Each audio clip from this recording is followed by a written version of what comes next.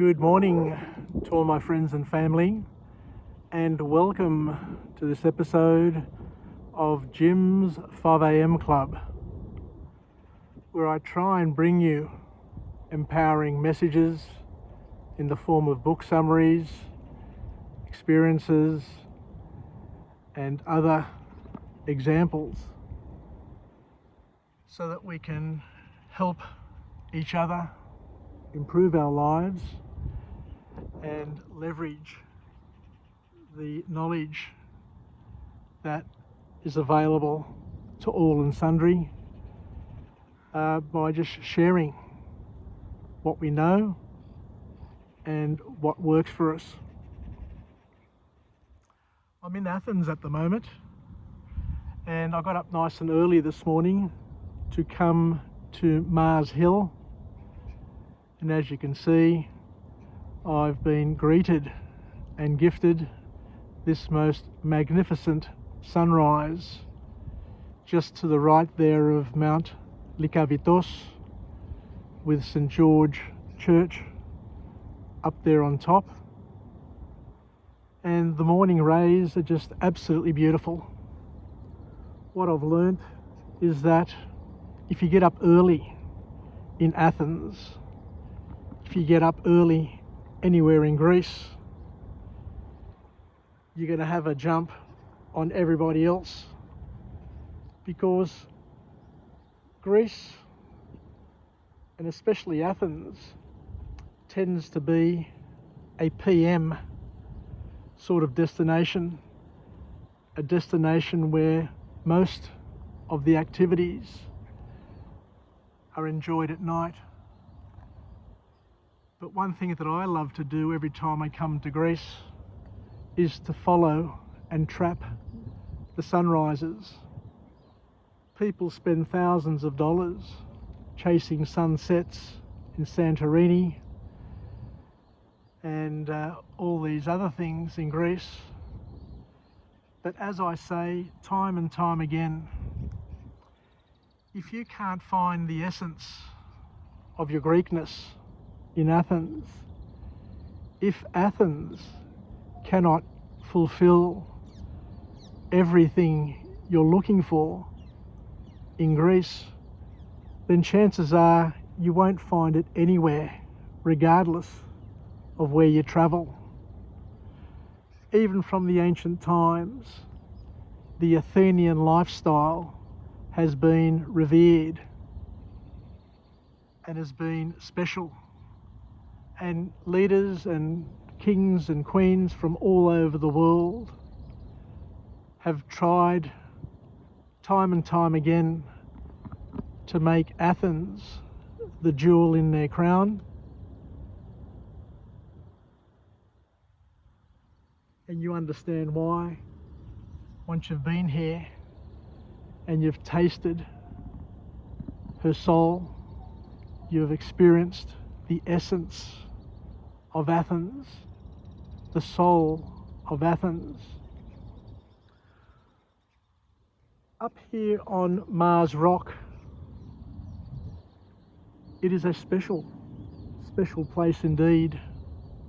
For those who are not aware, this rocky outcrop that I'm sitting on, this outcrop of marble, was where the Senate would meet to make laws and to pass judgments and to offer punishments to its citizens. It has a significance second to none, and as you can see, it's overshadowed there by the magnificent Acropolis and the Parthenon and all of the buildings that make up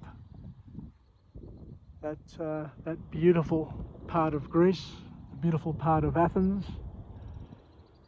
And it is at this point, at this very point where I'm positioned this morning,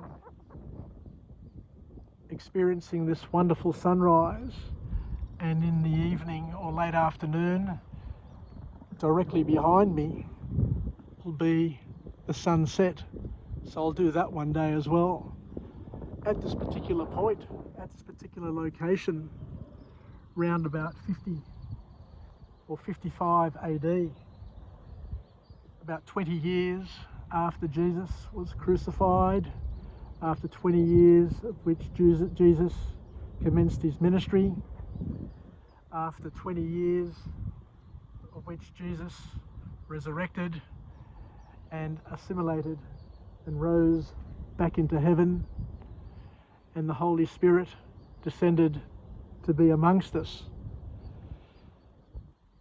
St. Paul had a ministry which went through Greece and all the Greek-speaking lands of the known world. And he came here to Mars Hill. He came here not just to admire the sunrise and the sunset and to drink wine and to enjoy the company of the Athenians. He came here to preach to them about the unknown God. He came here to tell the Athenians, who allowed free speech, who welcomed free speech, that there was an unknown God, an unknown God to them, the Holy Trinity. And it's through his missionary work here in Greece and his sermon up here on Mars Hill that the first bishop of Athens, Dionysus, was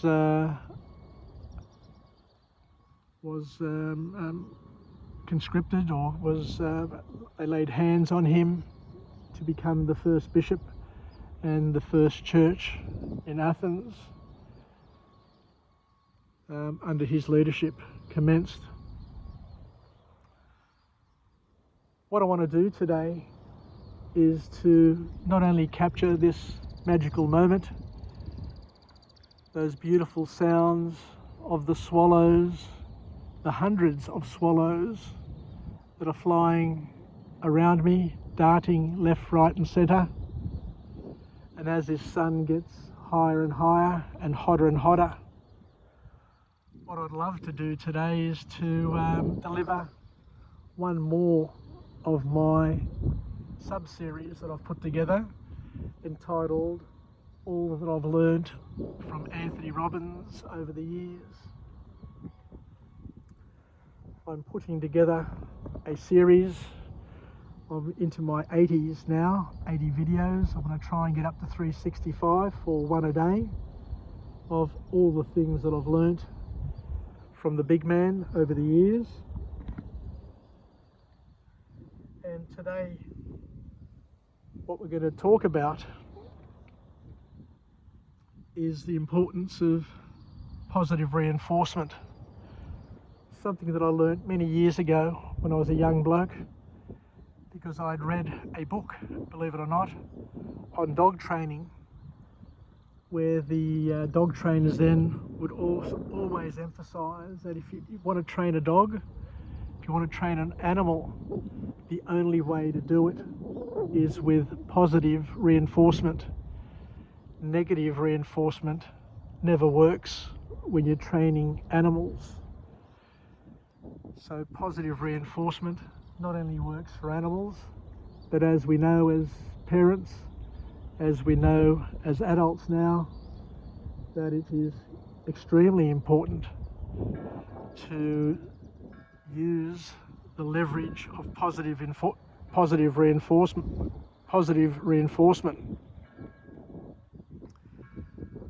Attitude follows behaviour and is the key to cultural change. What the big man says, what Anthony Robbins harps on time and time again, is it's all about your attitude. And Jim Rowan, who was Anthony Robbins' coach in the early years, always says that the economy is not going to change. Nothing much is going to change the only thing that you can change is your attitude to what's going on around you.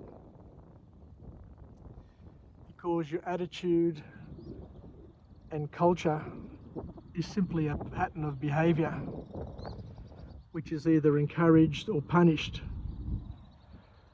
by the management system that you have over it. So what we're saying here is that we can use positive and negative reinforcement to alter and change our trajectory of behaviours, because as humans we are a little bit different and a little bit above animals. We can use both positive reinforcement and negative reinforcement, punishment or reward, to help us get to our goals.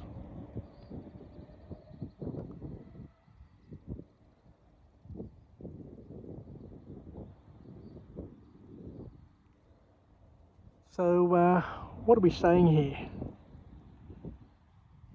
What we're saying here in a nutshell is that we can use science to alter our behaviours by studying what we do and why we do it, by keeping journals in terms of what triggers us, what causes us to do the things that we do, and then we can try and manage as best we can around those triggers and around those influences, so we don't have the downward spiral of outcome.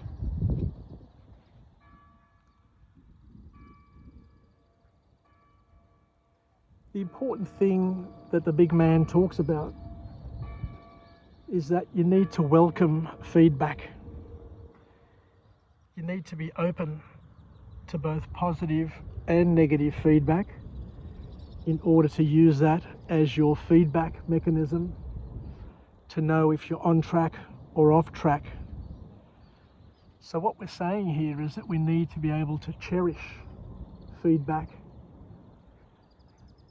whenever we receive it, and not to shut down the feedback provider and not to shut down our feedback receptors, but to be open and to use that feedback in a way that is productive, in a way that's going to help us become better people and better at what we're trying to achieve.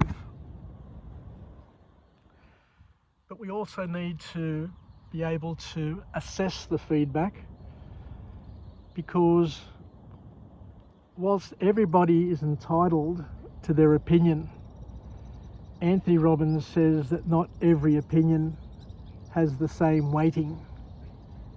There are opinions that are lightweight and there are opinions that are heavyweight, and you need to make a judgment call as to whether or not the feedback or the opinion that you've received is something that is valid and something worth confirming and taking on board. So I think I'll leave it there for now. Don't want to go too long and too deep, but we need to understand that, as Anthony Robbins says, and as the Greeks, the Athenians who sat up here years ago and made significant leaps in human progress, they knew that we were above animals in many ways, and the difference between an animal and a rational human being is that an animal receives a stimulus and reacts, automatically reacts, whereas a human, a rational human, a thinking human, once they receive a stimulus, they have a gap between stimulus and response. They don't react, they respond.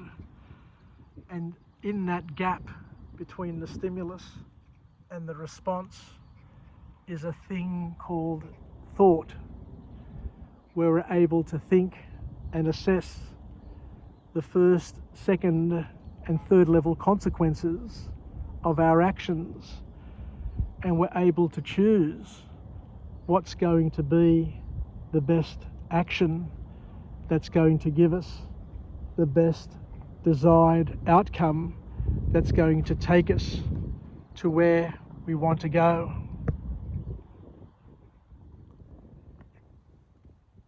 So thank you very much for listening to this episode of Jim's 5am Club.